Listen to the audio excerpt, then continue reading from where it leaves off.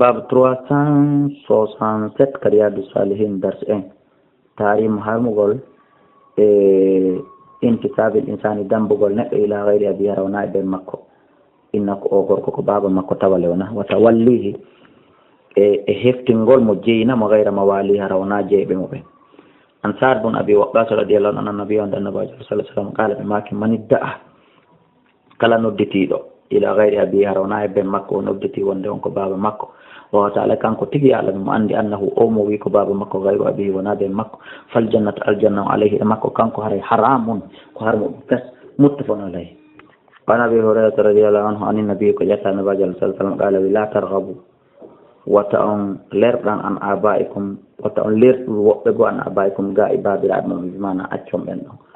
مرة خيبا كلا لرقا عن أبي غائب مكو فورا أن كفر كافر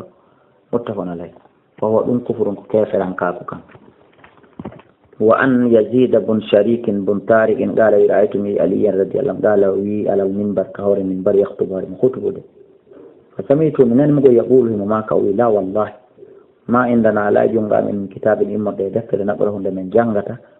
إلا كتاب الله سنا دفتر لنا أمرا دفتر وند جنغين هرونا دم وما في هذه الصحيفة على الأندر من دي فنشرها أفنتي ديني ديني فإذا فيها وما في هذه الصحيفة أندر كون أندر ديري فنشرها أساتي دي أفنتي دي فإذا فيها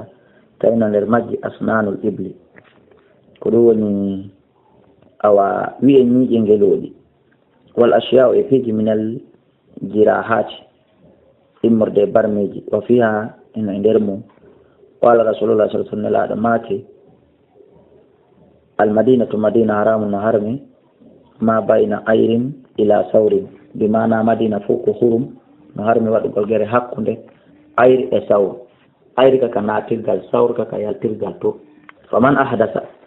كلا فؤتي فيها أندر مدينة دو حدثا فؤتان أو آوى ما أوير مهدسا فؤتي تطور بديا فعليه رأينا في ملعنة الله كد الله والملائكة والناس أجمعين إبي لا يقبل الله من الله جبان تام يوم القيامة من دنقل صرفا فرلك أجول ولا عدلا ولا نافلة أذمة المسلمين تندوك أهدي جلب بين فو واحدة قوتي يسعى بها نبأي أهد من آل يقول لك لا أهد من أدنام برقفان أدينا فمن أخفر مسلما كلا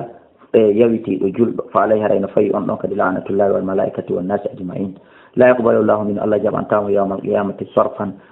فرل ولا عدلا ولا نافلة ومن ادعى كلا ندتير إلى غير أبي هرونا ابن مكو أو كباب مكو أو إنتما ما أدمبتي إلى غير موالي هرونا مسجد المكو جيب مبين فعليه نفريون نكدي لعنة الله والملائكة والناس أجمعين لا يقبل الله منه يوم القيامة صرفا ولا عدلا متفق عليه.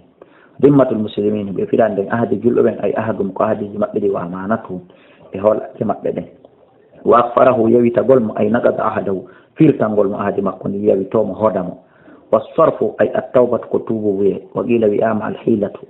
كويل تقول والعدل كويته عدل الفداء كسطر قول. وأنا بذر رضي الله عنه أنه كان كسمعونني رسول الله صلى الله عليه وسلم يقول بماك ليس من رجل جاءك إغرق إبدأ ندتد لغير أبي هرونا ابن مكو وهو توكان كتجي على مهم أندد إلا كفر سونه نكفر